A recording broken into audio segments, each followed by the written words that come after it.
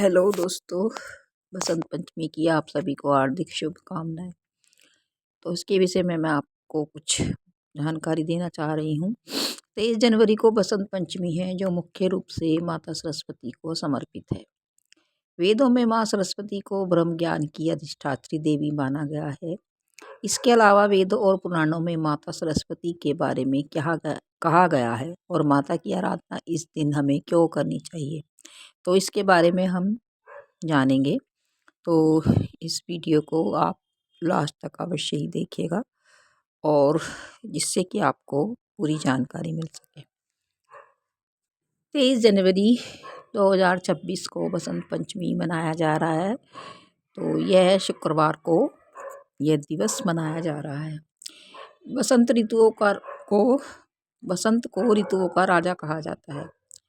बसंत पंचमी में बसंत ऋतु या पंचमी का अर्थ है शुक्ल पक्ष का 5वां दिन।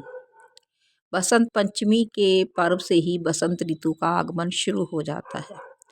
यह अवसर पूरे भारत में बड़े उल्लास के साथ मनाया जाता है। लोग बसंत को महसूस करने के लिए इस दिन पीले वस्त्र धारण करते हैं। बसंत पंचमी पर माता सरस्वती की भी पूजा की जाती है। लेकिन इस अवसर पर माता सरस्वती की पूजा क्यों होती है, चलिए इसके बारे में भी हम जानते हैं। बसंत पंचमी पर माता सरस्वती का संबंध है। इस दिन माँ सरस्वती की हमें विशेष पूजा करनी चाहिए। योग और वेदांत में बसंत पंचमी को नई साधना की शुरुआत का श्रेष्ठ समय कहा गया है।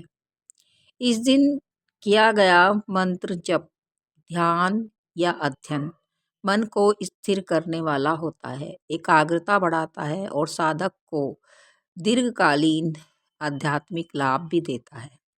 इसी कारण कई आश्रमों में, गुरुकुलों में और स्कूलों में और कॉलेजों में बसंत पंचमी के अवसर पर माता सरस्वती की पूजा भी होती है।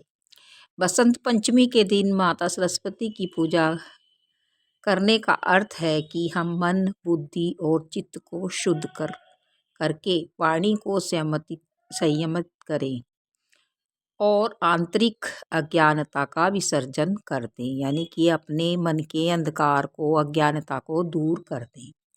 लेकिन माता सरस्वती का स्थान केवल छात्रों के जीवन में ही नहीं होता, बल्कि हर एक व्यक्ति के जीवन में होना चाहिए, क्योंकि वो ज्ञान, विवेक और वाणी की शुद्धता प्रदान करने के साथ साथ अहंकार, भ्रम और अज्ञानता का भी नाश करती है। माँ सरस्वती जब बसंत पंचमी आती है तो यह तिथि शीत ऋतु की जड़ता से निकलकर जीवन में नव चेतना, सृजन और ज्ञान का प्रवेश करती है। इसी कारण इसे माँ सरस्वती के प्राकट्य दिवस के रूप में भी देखा गया है, जोड़ा जाता है।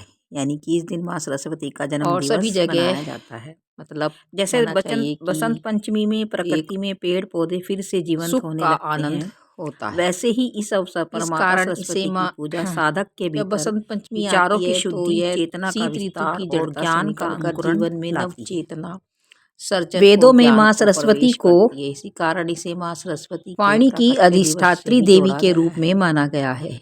यज्ञ, मंत्र और स्तुति का जन्मदिन सब माँ सरस्वती की कृपा से ही संभव माने गए हैं। बिना सरस्वती की कृपा के वेद पाठ, मंत्रोच्चार और ज्ञान प्राप्ति अधूरी मानी जाती है। की पूजा उपनिषदों में माता सरस्वती को ही ब्रह्म विद्या से जोड़ा गया है और ज्ञान का पुराणों में माता सरस्वती को भगवान ब्रह्मा की मानस पुत्री और शक्ति माना गया है। वे सृष्टि के निर्माण में ब्रह्मा जी को ज्ञान, विवेक और सृजन प्रदान करती हैं, इसलिए उन्हें ब्राह्मणी भी कहा जाता है। देवी भागवत और स्कंद पुराणों में माता सरस्वती को माया से युक्त करने वाली शक्ति कहा गया है। माता सरस्वती का शुभ श्वेत धवल रूप वेदों में कुछ इस प्रकार से वर्णित किया गया है। स्कंद पुराण में माँ सरस्वती को जटायुक्त, अर्धचंद्र मस्तक पर धारण किए हुए, कमलासन पर सुशोभित और नील ग्रीवा वाली एवं 3 नेत्रों वाली बताया गया है। रूपमंडन में माँ वाग्देवी का शांत सौम्य वर्णन मिलता है। संपूर्ण सरस्वती की देवी के रूप में दूध के समान श्वेत व रंग वाली सरस्वती के रूप को अधिक महत्वपूर्ण माना गया है। माँ सरस्वती का वाहन हंस है, जो विवेक का प्रतीक है, जो दूध और पानी को अलग कर सकता है। यह संकेत देता है कि उनका वाहन साधक को सत्य और असत्य में भेद करना सिखाता है। माता सरस्वती का वीणा धारण करना बताता है कि नाद यानी ध्वनि ही ब्रह्म तक पहुँचने का माध्यम है।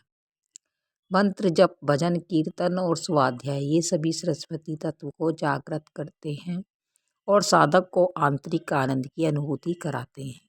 इसीलिए बसंत पंचमी को माता सरस्वती की जन्म दिवस के रूप में मनाया जाता है।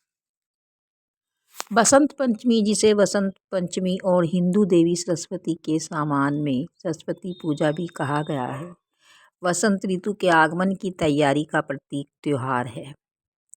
यह त्यौहार भारतीय धर्मों में क्षेत्र के अनुसार अलग अलग तरीकों से मनाया जाता है।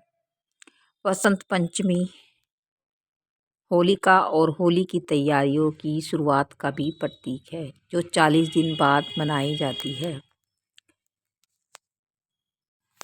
और भी कथाओं के अनुसार कामदेव और रति की पूजा के रूप में भी यह मनाया जाता है। बसंत पंचमी को प्रेम और सौंदर्य का उत्सव भी माना जाता है। पौराणिक कथा के मुताबिक इस दिन कामदेव ने अपनी पत्नी रति के साथ भगवान शिव की तपस्या को भंग करने की कोशिश की थी। इसी कारण इसे प्रेम और सुंदरता के पर्व के रूप में भी मनाते हैं। पंचमी के दिन से ही प्रकृति को भी उत्सव के रूप में मनाया जाता है। बसंत पंचमी को बसंत ऋतु के आगमन के रूप में भी मनाया जाता है। ऐसा माना जाता है कि इस दिन ठंड का मौसम खत्म होने लगता है और मौसम में बदलाव आता है। खेतों में सरसों के पीले फूल खिलते हैं, जो बसंत पंचमी के पीले रंग को दर्शाते हैं। लोग इस दिन पीले कपड़े पहनते हैं और पीले रंग के पकवान जैसे खिचड़ी और हलवा भी इसी दिन बनाते हैं और वसंत पंचमी का त्यौहार मनाते हैं। इस दिन छात्रों को विशेष रूप से पूजा अर्चना करनी चाहिए। पेरेंट्स यानी माता पिता को भी घर में माँ सरस्वती की पूजा अवश्य ही करनी चाहिए, जिससे कि बच्चों को भी प्रेरणा मिल सके और उन्हें भी माँ सरस्वती का आशीर्वाद मिल सके। तो यह पर्व हमें पूरे उल्लास के साथ मनाना चाहिए, जिससे कि बच्चों में भी ये नैतिक मूल्य आ सके। और वैसे भी शास्त्रों में कहा गया है कि यदि हम प्रातःकाल उठकर अपनी हथेलियों को देखें और इस मंत्र को बोलें, कराग्रे वस्ते लक्ष्मी कर मध्य सरस्वती कर मूले तु गोविंद प्रभाते कर दर्शन, तो दिन की शुरुआत हमें इस मंत्र को बोलते हुए करनी चाहिए। यह मंत्र हमें अपने बच्चों को भी सिखाना चाहिए, जिससे कि वो भी इस मंत्र को बोल सके। इससे क्या होता है कि हमारे ऊपर माँ सरस्वती, माँ लक्ष्मी और गोविंद की कृपा दृष्टि बनी रहती है। इस मंत्र को ब्रह्म मुहूर्त में हमें अवश्य ही बोलना चाहिए और बच्चों को भी यह मंत्र हमें अवश्य ही सिखाना चाहिए। माँ सरस्वती की कृपा दृष्टि प्राप्त करने का ये विशेष मंत्र है और इस दिन हमें विशेष पर्व के रूप में मनाना चाहिए और माँ सरस्वती की पूजा और आराधना करनी चाहिए, जिससे बच्चों को भी प्रेरणा मिल सके। बच्चों को वातावरण जो है उनके रूम का ऐसा होना चाहिए जो शांत हो। माता पिता को चाहिए कि बच्चों को पढ़ने के लिए समय दिया जाए। उनके रूम में भी माँ सरस्वती और गणेश की मूर्ति अवश्य ही रखनी चाहिए, जिससे कि वो उन्हें प्रणाम करके अपना दिन की शुरुआत कर सके। तो आशा करती हूँ कि आपको मेरी ये जानकारी अच्छी लगी होगी। तो और कथाओं के लिए और जानकारी के लिए चैनल को लाइक और सब्सक्राइब करें। राधे राधे, जय श्री कृष्ण। हैप्पी बसंत पंचमी। आप सभी को बसंत पंचमी के उत्सव की हार्दिक शुभकामनाएं।